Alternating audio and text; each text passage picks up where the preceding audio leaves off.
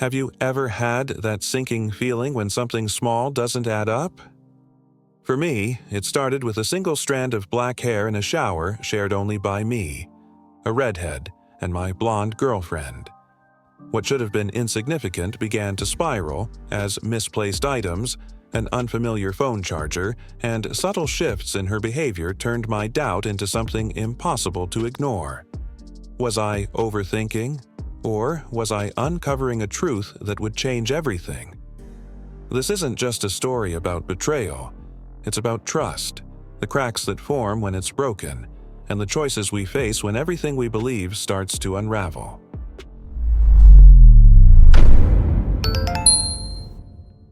It started as a seemingly ordinary day. I stepped into the bathroom, my mind still hazy from sleep, when something caught my eye. A strand of hair resting on the shower wall. At first glance, it seemed harmless, but then it hit me. Black, long, silky. It wasn't mine. My hair is a fiery red. And my girlfriend? She's blonde. My chest tightened as questions began to bubble up. Could this be innocent? Or was it a sign of something more sinister? I tried to brush it off, telling myself it might have been from a friend's visit, or even something as random as a salon mishap. But it lingered. That strand of hair felt heavy, as if it carried a hidden weight, whispering doubts into my ear. It didn't belong in my space. It didn't belong in our shower. I stared at it longer than I should have, analyzing every curve of the strand, as if answers would unravel. My mind raced. Was I overthinking? Or was this the moment my trust began to crack? I couldn't shake the unease, no matter how hard I tried. That small detail shouldn't have mattered, yet it felt monumental. As I finally stepped into the shower, I couldn't help but glance down again. The hair was still there, clinging stubbornly to the tile. I left it untouched, a silent marker of the questions I was too afraid to ask.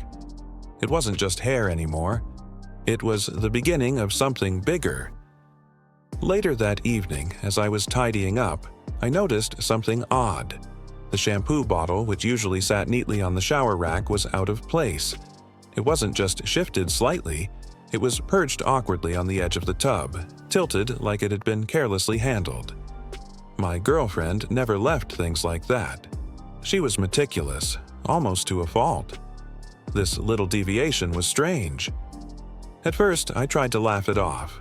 Maybe she was in a rush, or maybe she had one of those mornings where everything felt like a blur. But the thought wouldn't leave me. Why did it feel like someone else had been there? Someone who didn't know the usual routine of our space. It was just shampoo, but the unease was growing.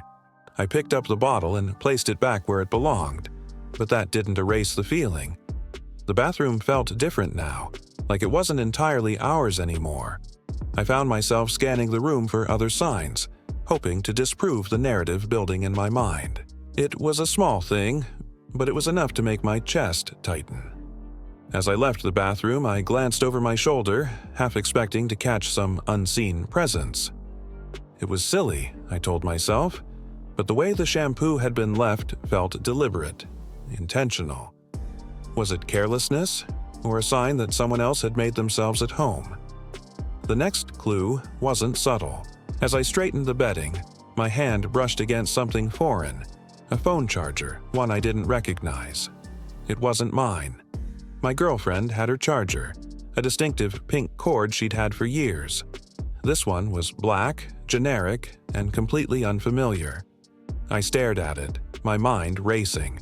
How had it ended up on my side of the bed? It wasn't like we ever entertained guests in our bedroom. The charger didn't belong there, didn't belong to us. My stomach churned as I held it, trying to piece together a story that didn't leave me feeling betrayed. Then my eyes drifted toward the nightstand. The phone mount was shifted, no longer perfectly aligned like it always was. It wasn't just a nudge, it had been moved, like someone had hastily adjusted it and didn't bother to put it back. I tried to ignore the nagging voice in my head, the one whispering that this wasn't coincidence. Each detail seemed small on its own, but together they painted a picture I didn't want to see. I stood there for what felt like hours, holding that charger, wondering who it belonged to and why it was there. The air in the room felt heavier, like it was holding secrets I couldn't yet uncover.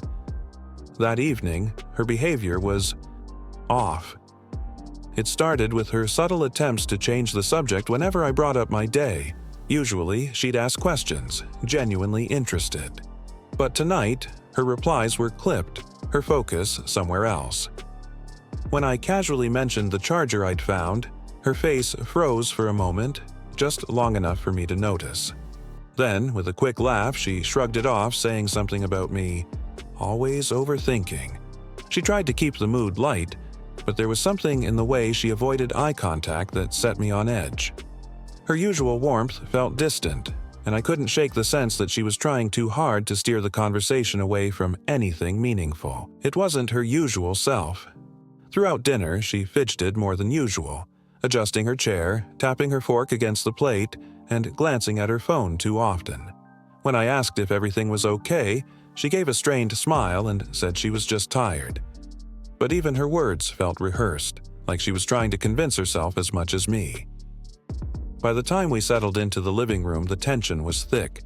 I kept watching her, hoping for some sign of normalcy, but it never came. Instead, her defensive comments and forced laughs left me more unsettled. I couldn't tell if she was hiding something or if my suspicions were clouding everything she did. I decided not to say anything. Yet. Rushing into confrontation wouldn't help. Instead, I focused on observing. I reminded myself to stay calm, even though my thoughts were spinning out of control. If I was wrong, the damage could be irreversible. But if I was right, that thought stung more than I could admit. Throughout the evening, I watched her closely, taking mental notes of every detail. How she avoided looking at me directly. The way her laughter seemed a little too loud, a little too forced. I didn't want to jump to conclusions, but the cracks in our usual rhythm were glaringly obvious. I tried to act natural, masking the turmoil building inside. It was harder than I thought, keeping a smile on my face while my mind ran through possibilities. Each small gesture she made felt like a potential clue, feeding into my growing doubts. Staying quiet felt like the only option, but it was exhausting. By the time we went to bed, I was wide awake, lying there in the dark while she drifted off without a care in the world, or so it seemed. I told myself that waiting was the smart choice, that I needed more than circumstantial details before saying anything. But the weight of those unspoken words pressed hard against my chest. As the days passed, doubt crept in like an unwelcome guest, settling in every corner of my mind.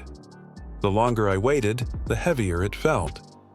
I kept wondering, what if I confronted her and she brushed it all off? Coincidence, she'd say, or you're imagining things. It would be so easy for her to dismiss everything, leaving me looking like the paranoid one. I replayed the moments in my head over and over. The black hair, the misplaced shampoo, the unfamiliar charger. Each time, I tried to convince myself that there was a logical explanation, but the pieces didn't fit, no matter how hard I tried to force them. And yet, I couldn't ignore the voice telling me I might be wrong. Doubt turned into a kind of paralysis. I didn't want to accuse her unfairly, but staying silent felt like torture. Every interaction with her felt loaded, like a game of chess where I didn't know the rules. What if she was telling the truth? What if I destroyed our relationship over something innocent? I started to feel trapped, stuck between wanting answers and fearing what they might be. The trust we'd built felt fragile, like it could shatter with a single wrong move. My hesitation wasn't just about her, it was about me. Was I ready to face the truth, whatever it was? Lying awake in bed, I couldn't shake the nagging question. Was I seeing ghosts where there were none? It felt like my thoughts were split in two. One side screaming that the signs were undeniable, the other whispering that I was spiraling into paranoia. The uncertainty gnawed at me, leaving me restless and on edge. I started second-guessing everything. Was the hair in the shower really out of place? Could the charger have been left behind by someone long ago, forgotten in the clutter of everyday life? I even questioned whether I was looking too hard for something to be wrong. But then another part of me wondered, what if I wasn't? Each time I tried to convince myself I was overreacting, another detail would resurface. The shampoo, the shifted phone mount, her odd behavior. Were they really coincidences? Or was I just trying to talk myself out of the inevitable?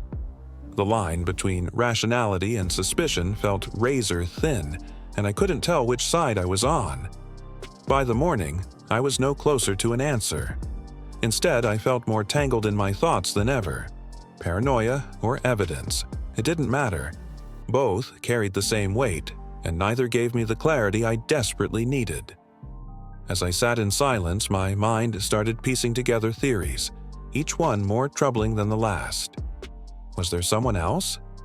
Had another man been in my home, walking through the spaces that were supposed to be ours?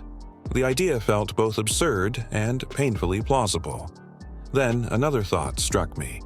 A careless slip. Maybe it wasn't about flaunting it, but about carelessness. Could she have been so sure I wouldn't notice? Or did she simply not care if I did? That realization hurt more than the theories themselves. It wasn't just about betrayal anymore. It was about the lack of respect it implied. I tried to stay logical, weighing each possibility carefully. Could there be an innocent explanation I hadn't considered? But the evidence was stacking up, and no matter how hard I tried to look past it, the same unsettling conclusions kept circling back.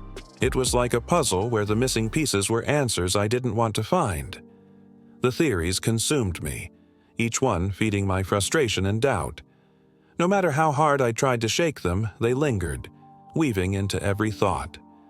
I wasn't sure what scared me more, the possibility of betrayal or the thought that I might be inventing it all in my head. The weight of it all was unbearable. Trust. It wasn't just a word anymore. It was the foundation of everything we had built. And now, it felt like that foundation had cracks I couldn't ignore. Even if I was wrong, the doubts had already started to change how I saw her, how I saw us. Every glance she gave me, every laugh, felt tainted. I couldn't help but wonder if she was hiding something behind that smile. Was her warmth genuine, or was it a mask to cover what I was beginning to suspect? The thought was crushing.